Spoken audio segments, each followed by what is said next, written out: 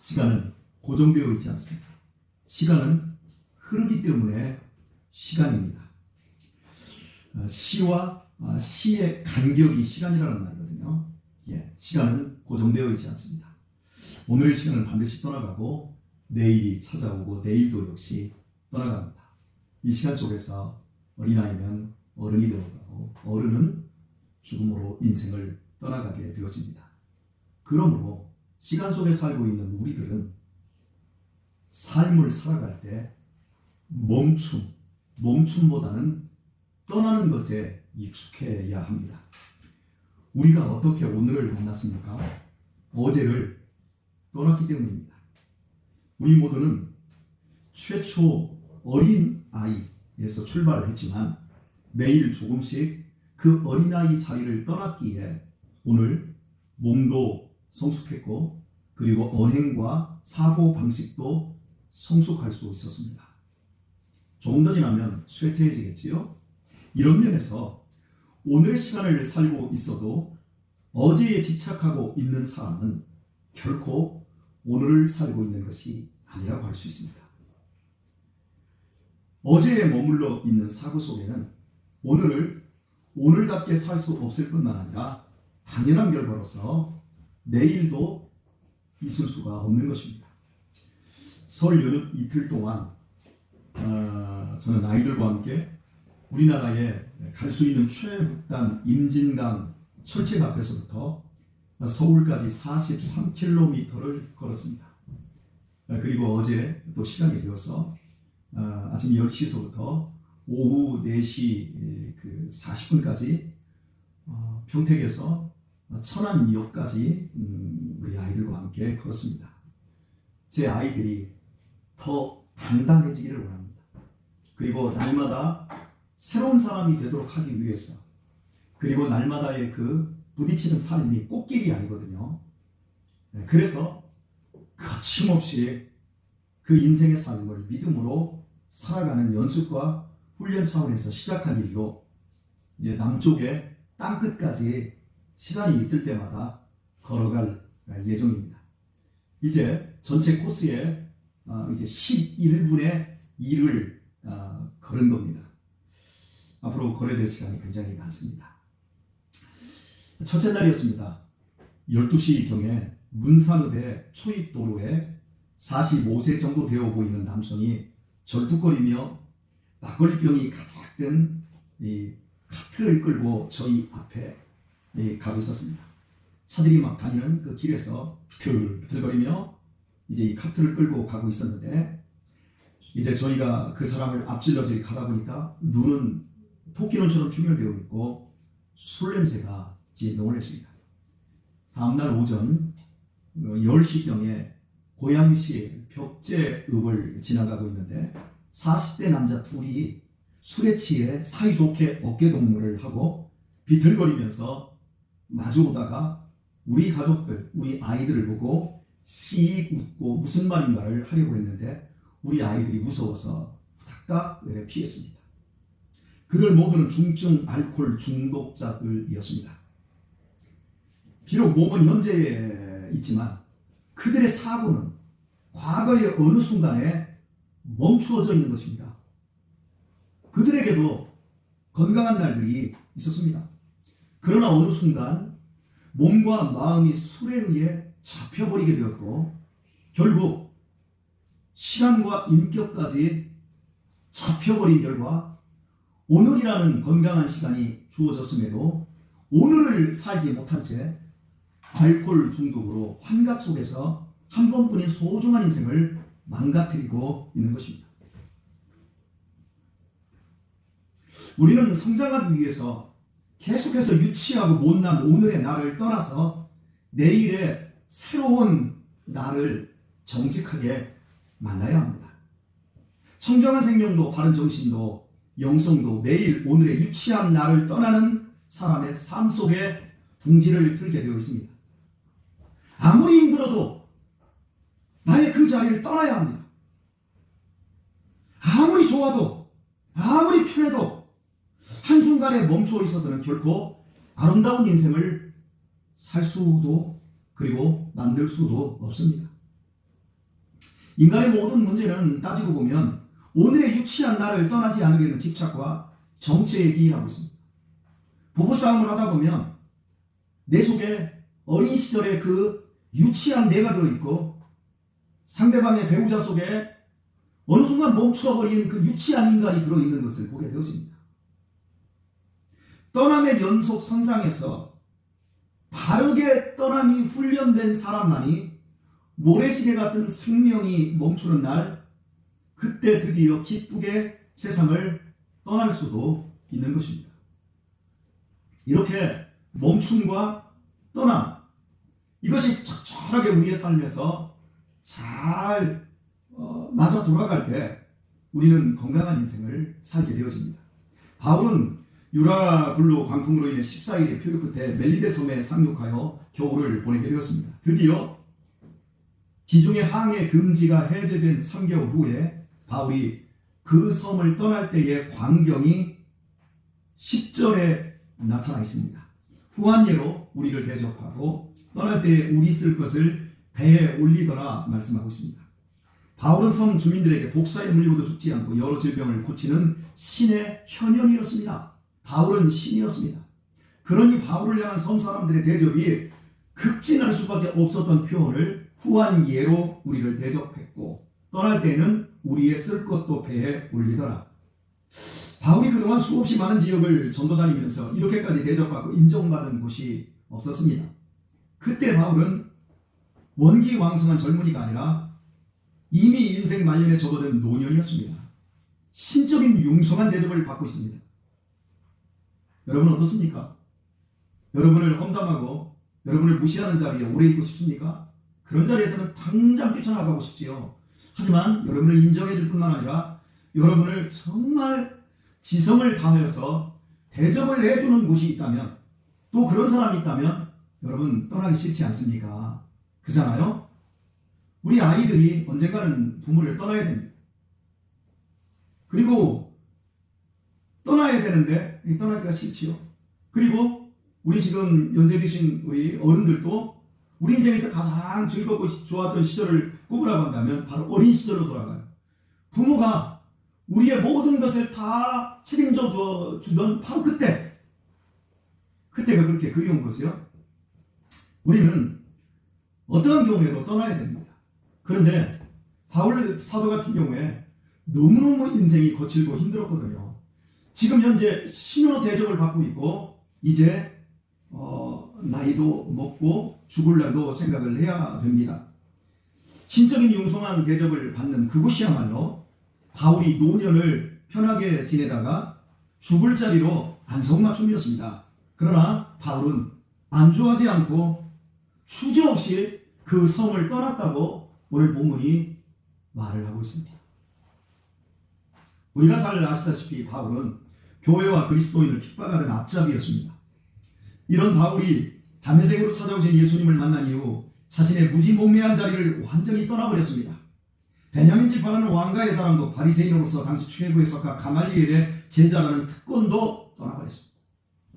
이게 쉬운 게 아닙니다. 이 같은 사실에 대해 바울은 빌립보서 3장 4절 7절 이하에서 이렇게 증언합니다.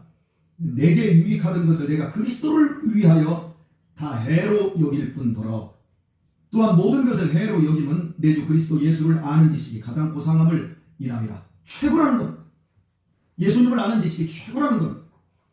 그걸 위해서라면 자신이 갖고 있었던 그 모든 특권을 다 버릴 수 있었고 오히려 해로 여길 수 있다는 겁니다. 그리고 바울은 계속해서 이야기합니다. 내가 그를 위하여 모든 것을 잃어버리고 배설물로 여기면 그리스도를 얻고 그 안에서 발견되려 함이니 말합니다. 장래가 유망했던 소위 말해 출세길이 활짝 열려 있었던 바울에게 예수님과의 만남은 충격이었습니다. 새로운 시선이 열렸습니다. 새로운 시각이 생겨버렸습니다. 그래서 예수님을 알고 예수님 안에 사는 것에 비하면 자신이 지금까지 가졌던 누렸던 최고의 스펙들은 해로운 것들이었고 배설물과도 같았습니다. 그래서 미련 없이 바울은 그 자리에서 떠나고 버렸다라고 말하고 있습니다. 이렇게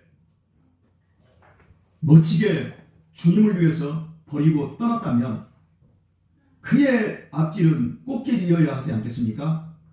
하지만 고통의 연속이었습니다. 이번 명절에 저에게 어떤 분이 목사님 새해 복 많이 받으시고 올해는 꽃길만 걸으세요. 그래서 제가 그랬습니다.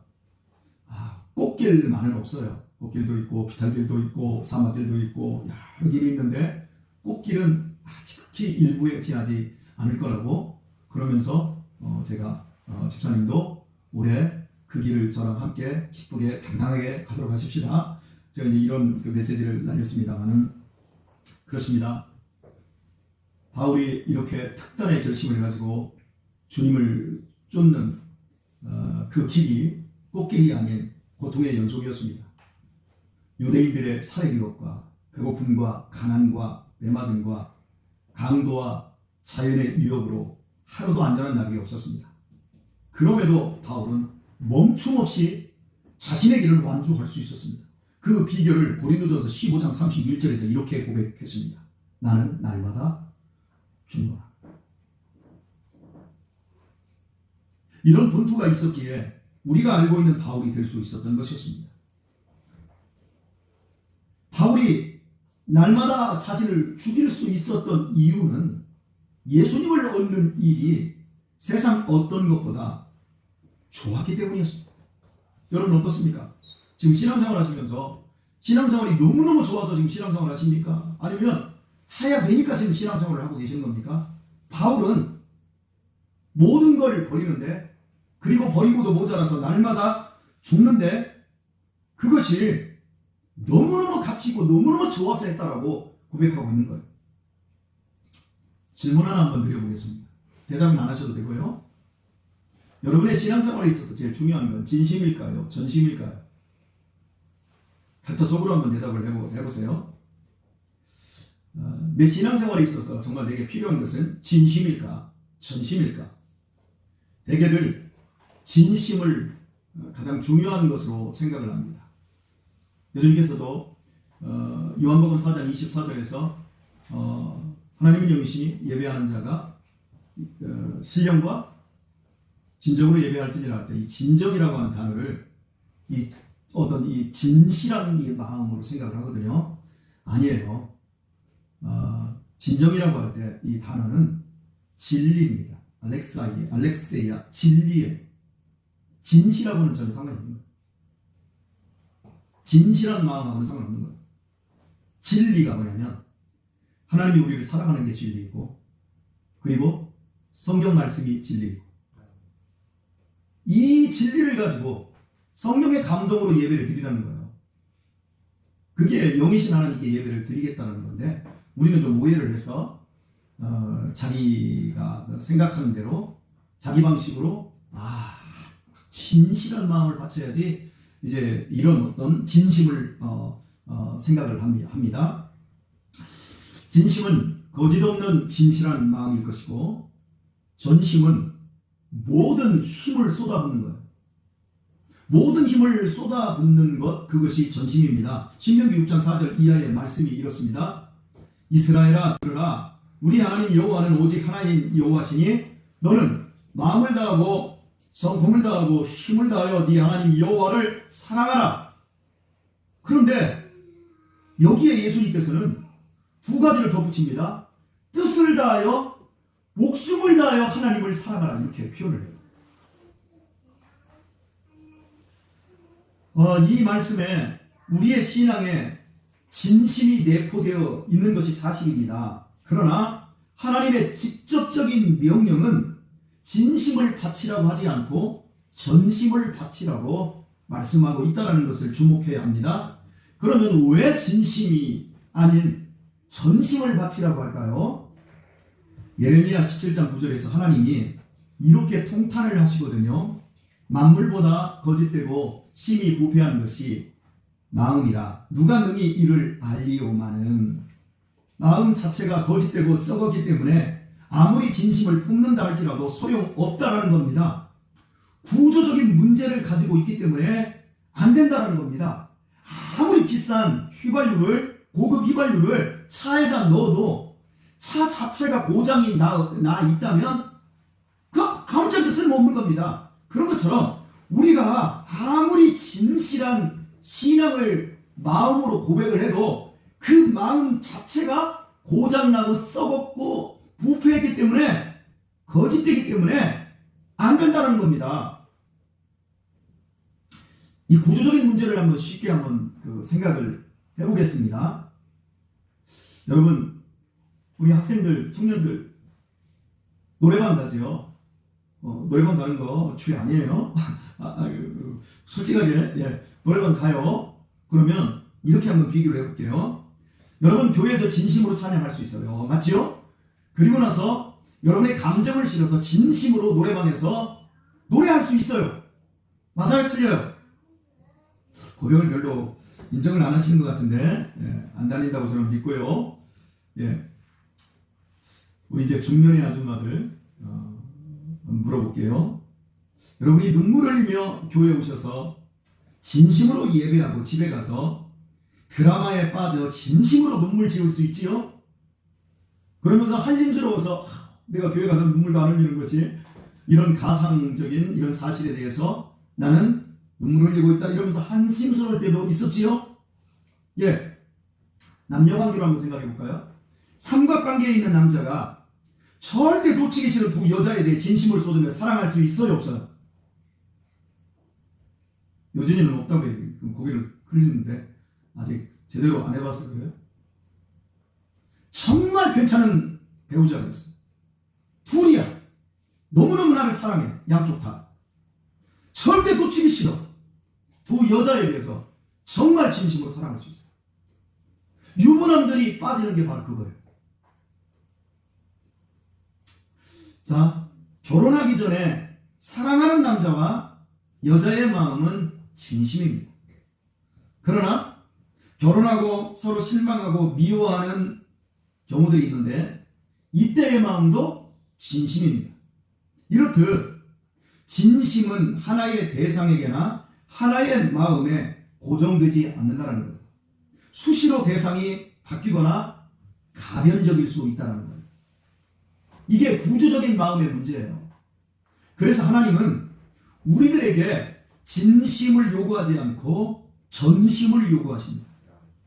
하나님과 하나님의 말씀에 전심을 쏟아 부을 때만이 거짓된 자아와 변화무쌍한 삶에서도 오로지 믿음의 길을 갈 수 있고, 또한 구원을 확신하는 참된 경건의 자리에 이룰 수 있기 때문입니다. 여러분과 저는 하나님의 사랑을 믿습니다. 하나님이 우리를 죄에서 구원하셨고 사랑받는 자녀 삼아 주셨습니다. 우리에게 하나님께서 영원한 천국을 주셨습니다. 믿는 자에게 주신 이 복음은 진실이고 진리입니다. 절대 변하지 않을 하나님의 완전한 성품과 신실한 인격에서 나온 진리임을 믿으시기를 축원합니다. 그런데 말입니다, 여러분이 지금 믿는다고 아멘을 했는데 이 모든 것이, 여러분의 그 믿음이, 여러분의 믿는 그 진심이 돈만큼 확실하게 믿어지고 돈만큼 좋고 돈만큼 든든합니까? 여러분 생각하기를 싫어하면 안 됩니다. 제가 일부 예배 때는 어르신들이라 생각을 못 하시더라고요. 근데 여러분은 생각을 하셔야 됩니다. 여러분이 하나님을 믿기 위해 이 자리에 왔고 믿는다고 고백을 지금 하셨는데, 중요한 건 우리가 그 하나님을 믿는데 그 믿는 것이 이 자본주의 세상에서 가장 큰 힘을 발휘하는 게 돈이거든요. 그 돈만큼 확실하게 믿어지고 확실하게 든든하고 확실하게 좋고 확실하게 기쁩니까? 그래서 바울사도처럼 예수님을 얻기 위해서라면 돈을 버릴 수 있고 해롭게 여길 만큼 여러분의 마음이 진실합니까?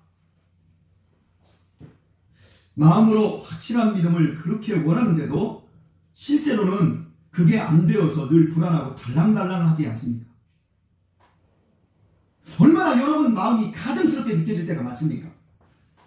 우리의 마음은 심히 거짓되고 썩었습니다.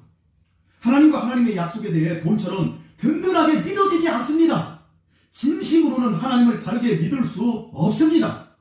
그래서 하나님께서 우리들에게 전심을 쏟으라는 거예요. 전심을 쏟을 때에만 거짓되고 부패한 그 유치한 마음에도 절대적 구원의 확신 속에 거하는 기쁨과 평안을 누리게 된다는 겁니다. 저는 여러분이 제 설교를 들으면서 생기는 마음의 갈등이나 문제를 잘 알고 있습니다. 저는 제가 하는 모든 설교들마다 제 마음으로는 여러분 모두가 은혜를 받기를 간절히 원하고 설교를 하고 있습니다. 그런데 여러분은 제 설교를 들을 때 매번 은혜스럽지는 않다는 겁니다. 어쩌다가 은혜스러울 때도 있습니다. 아니, 1년에 한 번 은혜스러울 때도 있는 분도 계실 거고, 그리고 1년에 한 10번 이상 은혜스러운 분도 계실 것도 같아요. 그런데 여러분 마음속에는 설교를 듣다가 이런 생각이 불끈 들어옵니다. 목사님의 말씀은 다 맞는데 은혜스럽지는 않다. 그리고 또 이런 생각도 듭니다. 목사님이 너무 설교가 치우쳤다. 야, 집에 가서 유튜브로 다른 목사 설교 들어야지. 이런 마음까지 들어요. 그리고 저 정도 설교는 나도 하겠다. 야, 굉장히 심한 게 이런 거거든요. 야, 목사님 주는 사례비가 너무 아깝다. 이런 거. 그런 마음이 여러분 마음에 있거든요. 들킨 것 같은 얼굴들이 조금 있네요. 여러분 왜 그럴까요? 우리는 정말 은혜 받으려고 여기 왔는데, 그리고 은혜 받기 위해 말씀을 듣는데 우리 마음에서는 어쩌다가 은혜가 오고, 어떨 때는 이렇게 우리 자신이 싫을 정도로 약박한 마음이 우리 안에 있어요. 왜 그럴까요? 마음이 거짓되고 썩어서 그렇습니다. 그래서 그런 우리의 마음을 잘 알고 계시는 하나님께서 솔로몬을 통해 이렇게 말씀해 주셨어요. 무릇 지킬 만한 것보다 네 마음을 지켜라.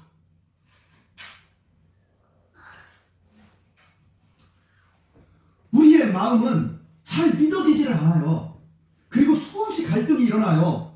그래도 바울처럼 자기를 날마다 죽여야 합니다. 내 마음에 진심이 있건 없건 간에, 동의가 되든 안 되든 간에 하나님의 말씀이라면 진심으로 순종하고자 전심을 쏟아부어야 합니다.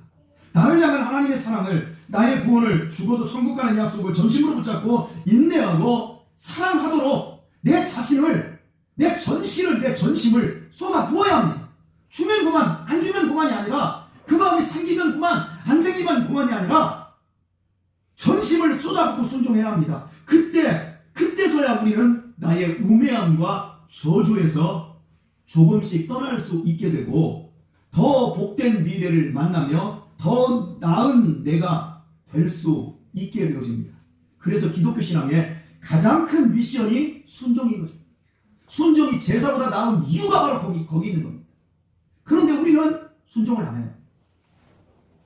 그리고 내가 생각한 고집대로 내 자신의 우매함과 무지를 안 떠납니다. 그래서 우리 성도님들 가운데서 보면 고립적이라고 하죠. 옛날에 받았던 상처, 옛날에 남편에게 받았던 상처, 옛날에 시어머니, 시아버지에게 옛날에 어떤 일, 그런 상처에 막 딱 잡혀가지고 그 얘기를 계속 하시는 분들이 계세요. 그분들의 오늘도 행복하지 않아요. 역시 그분들의 내일도 행복하지 않아요. 왜? 성장하지 않으니까. 잡혀있기 때문에.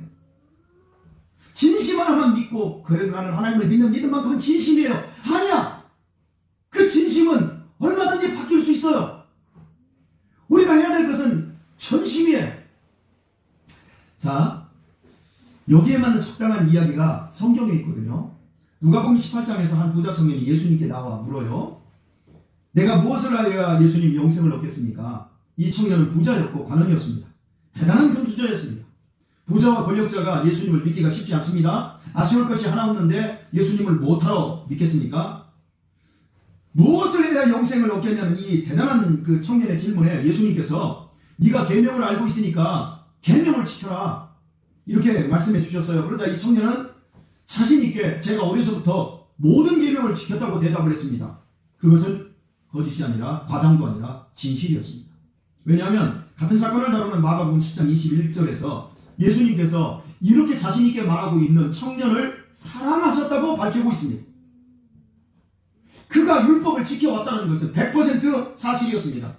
그래서 주님은 청년을 사랑하셔서 청년에게 친절히 대답해 주셨습니다. 그러나 네가 지금까지 율법을 100% 지킨 거 내가 알아. 사실인 거 알아. 그러나 네게 아직도 오히려 한 가지 부족한 것이 있다.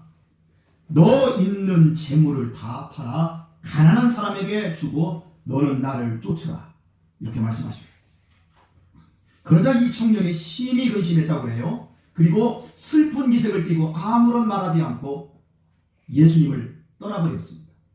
그러자 예수님께서 부자가 천국에 들어가기가 약대가 바늘귀로 들어가는 것보다 어렵다 이렇게 말해요. 그러자 이거 어떻게 그러면 누가 천국에 들어갑니까? 그러자 사람은 할 수 없을 때 하나님만 하실 수 있다 이렇게 말씀을 하셨어요. 여러분 그 청년이 영생을 갖고자 하는 마음이 거짓이었어요? 진실이었어요? 그 청년이 영생을 갖고자 하는 마음은 진심이었어요. 그러나 그에게는 재물을 놓칠 수 없는 또 다른 진심도 있었어요. 사람은 결코 공존할 수 없을 것 같은 양면을 가지고 있습니다. 자기도 놀라는 양면성이 있어요. 아, 나한테 그런 면이 있었어? 내가 이렇게 우아하고 고급스럽게 생겼는데 내 입에서 나오는 거 보면 내가 조금 아이들하고 내 자녀들하고 내가 막 뭐 하이라는 것들 고수 덮칠 때 막 욕이 나온다고요? 자기한테 막 욕이 나오는 걸 보고 깜짝 놀랐다고 막 얘기를 하더라고요. 하은이도 욕을 많이 먹는구나. 그치? 엄마가 미안해 그랬나 지금? 예. 여러분 우리 안에는 이런 양면성이 다 있어요. 특히 목사, 의사, 변호사, 정치인들, 교수들 막 겉으로는 빠시시한 사람들이 내면에 들어가 보면 자기 안에 어마무시한 그 야만성이 들어있어요. 제 안에도 있어요. 이런 양면성이. 사람은 결코 공존할 수 없을 것 같은 양면을 가지고 있어요.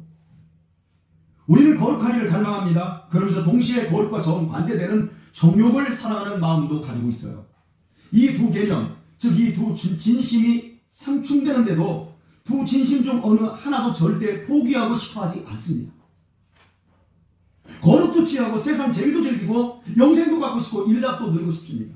공부도 잘하고 싶고 신앙생활도 잘하고 싶습니다. 공부 잘하려면 신앙생활 하기가 어려워요. 왜냐하면 성경 읽을 시간이 없어요.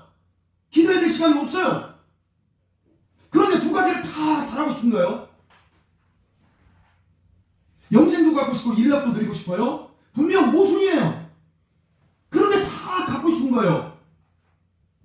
두 개의 진실한 마음이 모순처럼 자리하고 있어요. 믿음 생활도 잘하고 세상에서도 인정받기를 원합니다. 문제는 뭐냐면 이 모순되는 진심이 분명 모순됨에도 모순 없이 다 가질 수 있다고 마음이 허락한다는 거예요. 다른 사람은 안 되는데 나만큼은 될 수 있다고 나를 허락하는 거예요. 다른 사람이 하는 것은 불륜이지만 나만큼은 진실하게 할 수 있다고 하는 로맨스로 착각할 수 있게 하는 것, 그게 사람의 마음의 진실인 거예요. 여기에 사람들이 속아요. 그래서 이런 우매한 나를 떠나지 못한 채 믿음과 삶이 주어지지만 성장하는 풍성한 삶을 살 수 없이 사람이 나이는 먹고 직업은 좋아졌는데 사람이 유치한 사람이 되는 거예요. 이런 이유로 주님께서는 하나님과 재물을 경하여 섬길 수 없다고 엄하게 말씀을 하셨어요. 서로 모순되는 이 두 진심을 가진 사람들은 모순되는 이 진심을 절대 충돌시키지 않습니다. 절대 밖으로 꺼내놓지 않습니다. 충돌하는 걸 굉장히 두려워합니다. 그렇게 되면 바울사도처럼 배설물처럼 버리고 삶 전체가 뒤집어지고 변화되는 순간을 맞이해야 하기 때문입니다. 그래서 항상 자기 편리한 대로 신앙을 인식하고 합리화시키며 때와 장소를 정확하게 구별합니다. 교회에 와서는 교회에 맞는 진심을 쏟고 세상에서는 세상에 맞는 진심을 쏟아냅니다. 하나님을 향한 열정과 거룩을 사모하는 열심으로 예배하며 나에게 진심이 있다는 것으로 내 신앙을 안심해버립니다. 그러나 세상에 나가 정욕이 유혹해오면 거룩에 대한 사모함은 싹 잊어버리고 유치하게 삽니다. 정치인들 가운데 안수 집사님들, 장로님들이 꽤 있거든요. 안수 집사님들, 권사님들이 굉장히 많아요. 그분들 참 피곤할 겁니다. 전혀 예수님을 믿는 티를 안 내고 세상적으로 훌륭하려다 요즘 참 욕을 바가지로 먹고 있습니다. 이 부자 청년이 그랬어요. 이 부자 청년은 재물에 대한 욕심과 영생에 대한 욕심 모두가 지금까지 한 번도 충돌을 하지 않고 잘 왔어요. 그 청년은 진심으로 경건하고 거룩하게 하나님의 법을 따르며 영생을 위해 자기의 진심을 쏟아 넣었어요. 그런데도 영생이 잡히지를 않는 거예요. 어려서부터 신앙생활 하면서 내가 영생을 위해 율법을 지켰는데 진심인데 영생이 안 잡히는 거예요. 그래서 예수님에게 내가 어떻게 해야 영생을 얻겠냐고 말씀을 드리자 예수님은 그의 안에 숨겨진 자기도 잘 모르는 모순되는 진심 두 가지를 꺼내 두었어요. 그리고 그 두 개의 진심을 한 자리에 딱 세팅시켜놓고 네가 잡게 되는 것이 그것이 진짜 진심이고 그것이 네 자신이라는 것을 보여주기를 원했어요. 자, 예수님이 꺼낸 건 두 개였어요. 자, 너 영생을 원하지? 네가 영생 원한다고? 너 율법을 지금까지 지켜왔지? 그치? 그런데 너 지금 영생이 네 손에 잡히지 않지? 자, 네 앞에 두 가지를 놓게 해. 자, 여기다 돈이다. 이건 영생이다. 돈은 네 수중에 있어. 영생은 멀리 있는 것 같아. 자, 무엇을 선택할래? 무엇이 네 인생의 든든한 것이고 무엇이 네 기쁨이고 무엇이 네 소망이야? 자, 돈이니? 확실히 잡히는 돈이니? 아니면 보이지 않는 하나님이니? 무엇을 선택할래? 주님의 직접적인 도전에 부딪히자마자 그의 안에서 격렬한 반응이 일어났습니다. 지금까지 신앙생활하면서 율법 지키면서 단 한 번도 마음속에 이런 격렬한 충돌이 일어나지 않았는데 미쳐버릴 것만 같은 격렬한 충동이 이 안에서 일어났어요. 그 이유는 뭐지요? 재물이 많았기 때문에. 재물이 없었다면 격렬한 반응이 일어날 것 없이 주여 하면서 예수님을 붙잡지요. 그렇죠? 그런데 이 청년에게는 재물이 너무 많았어요. 그래서 이 안에서 격렬한 갈등이 일어났어요. 여러분, 갈등하는 건 그건 죄가 아닙니다. 우리가 야, 이거 11조를 내냐 안 내냐? 뭐 이런 건, 이 갈등하는 건 이건 지극히 정상적인 거예요. 그런데 문제는 선택이에요. 이 청년은 갈등했어요. 그리고 선택했어요. 그때 그의 진정한 실체가 드러났어요.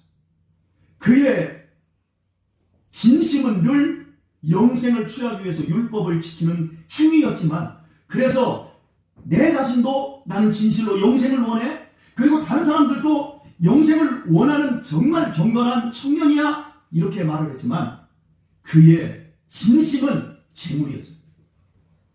영생에 있지 않았던 거예요. 그의 진심은 재물을 떠날 수가 없었어요.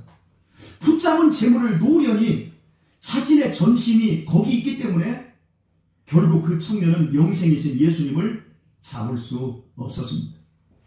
전심으로 쫓는 것, 거기에 진심이 있고 참된 신앙이 있습니다. 우리의 진심은 어디 있습니까? 진지하게 최선을 다하고 율법을 어긴 적이 없는 이 모범적인 청년에게 누가 천국이 멀다고 말하겠습니까? 진심으로 하나님을 신앙하고 있다고, 내 마음은 진실하다고 안심할 일이 아니에요. 우리 결혼하기 전에 학생들, 청년들이 막 그러잖아요. 난 저 사람에 대한 사랑이 진실합니다. 그럼 우리 어른들은 어떻게 하세요? 씩 하고 웃잖아요. 왜? 그 진심 가지고 안 되기 때문에. 예.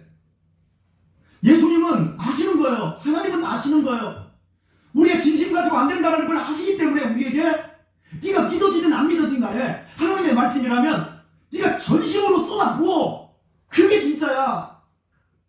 그 얘기를 예수님은 우리에게 하시고 계신 거예요. 진심으로 우리가 하나님을 신앙한다고 신앙에 대해서 안심할 일이 아닌 거예요. 나의 전심이 어디 있는지를 확인해야 합니다.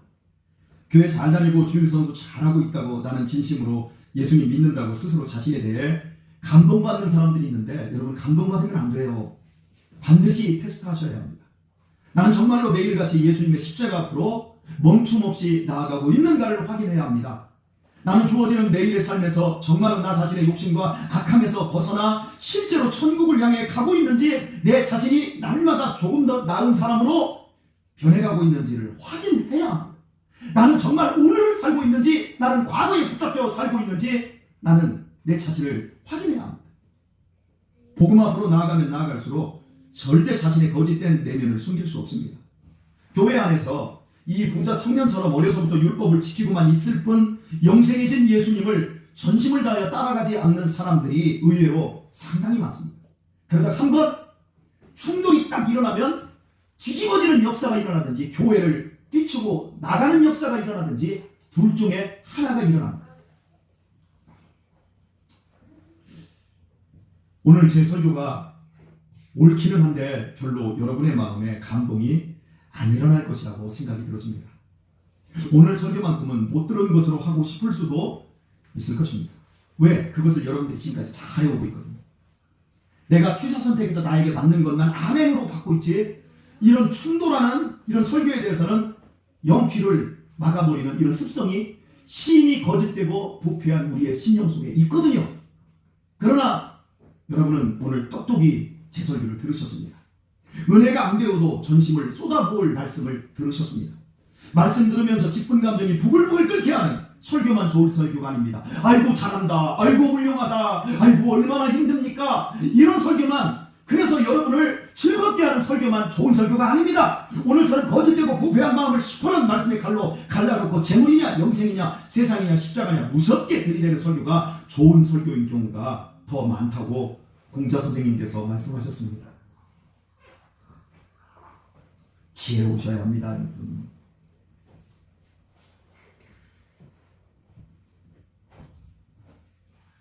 제 친척 중에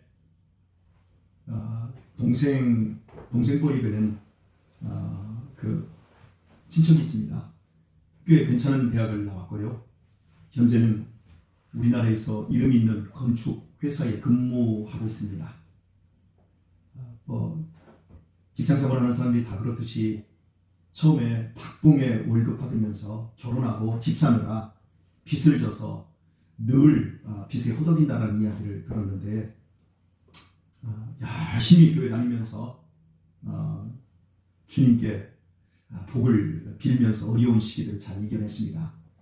드디어 회사에서 높은 자리까지 오르게 되어 50억, 100억, 200억, 300억 이 공사를 맡으면 그중 많게는 10%까지 먹는 직급이 되었답니다.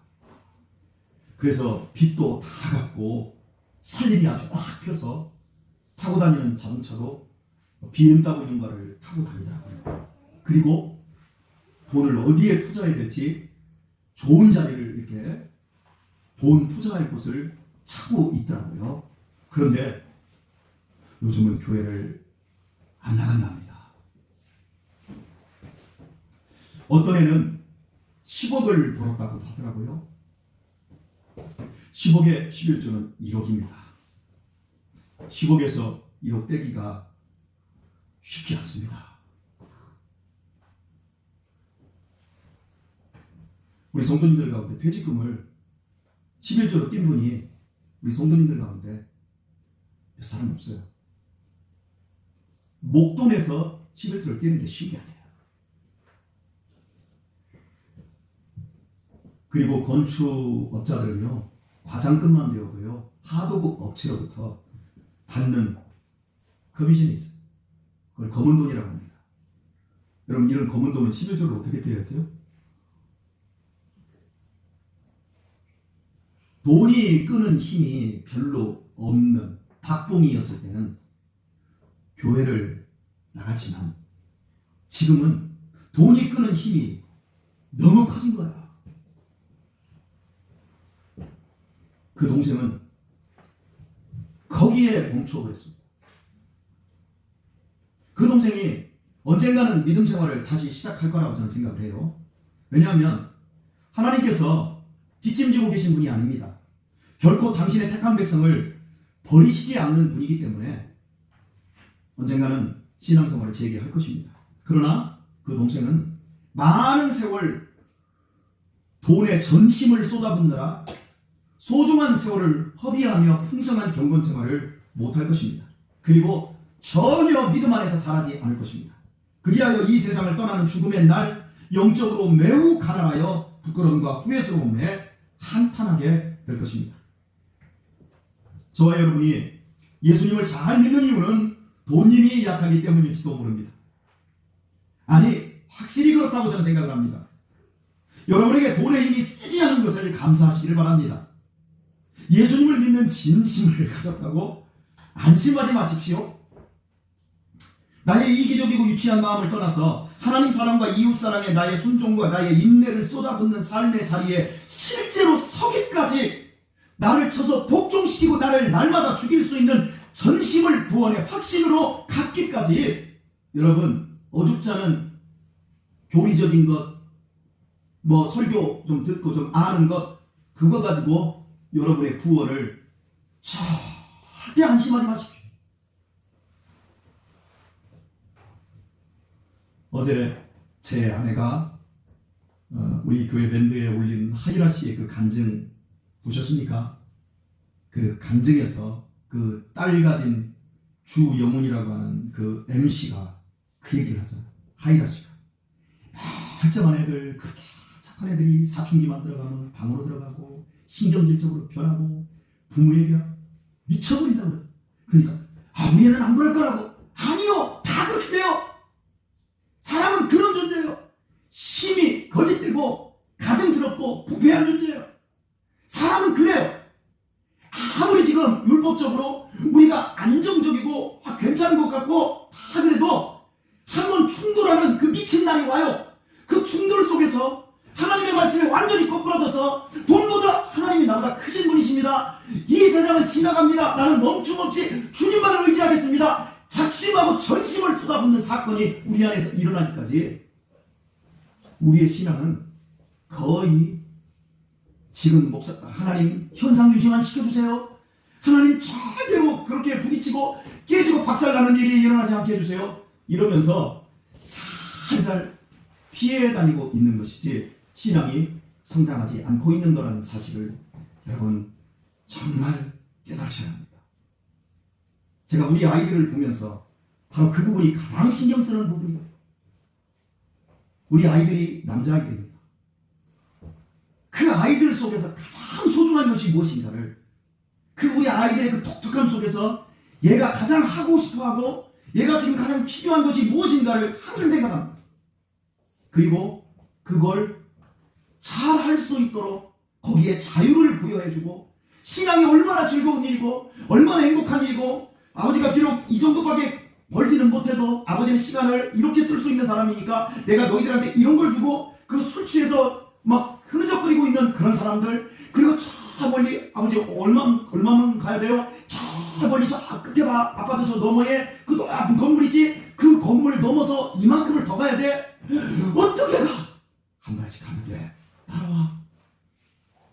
가다 보면 그것들이 눈앞으로 와 있고 어느 순간 그것들이 조그만 채로 와 있고 우리가 가기로 원했던 그 자리에 갔을 때 우리 아이들이 막 성취감을 느끼고 즐거워하고 신앙생활이 얼마나 즐겁고 행복하고 주님을 믿고 따라가는 일이 얼마나 감동적이고 행복한지를 우리 부모들이 살아내고 보여줄 때 여러분 우리 아이들이 율법에 사로잡히지 않고 예수님께 사로잡혀 건강한 영혼으로 건강한 삶을 이 땅을 살아갈 수 있다고 저는 생각합니다. 오늘의 말씀을 맺겠습니다. 인생이 얼마나 짧습니까 여러분? 우리는 언젠가 이 세상을 떠나야 합니다. 그때 아름답고 편안하게 떠나야 하지 않겠습니까? 그리고 이 세상을 아름답고 행복하게 살아야 되지 않겠습니까? 그리하려면 우리의 전심은 예수님께 천국에 가 있어야 되고 유치한 나에서 날마다 일보일보 전진할 수 있는 믿음의 사람으로 나아가야 합니다. 바울사도처럼 내 삶을처럼 버리고도 날마다 죽으며 신처럼 대우받는 멜리데를 미련 없이 떠날 수 있는 그 믿음이 저와 여러분의 동일한 믿음이어야 합니다. 부디 예수님께 전심을 쏟아붓는 신앙으로 남은 생애를 더욱 아름답게 만들어갈 수 있기를 예수님의 이름으로 축원드립니다.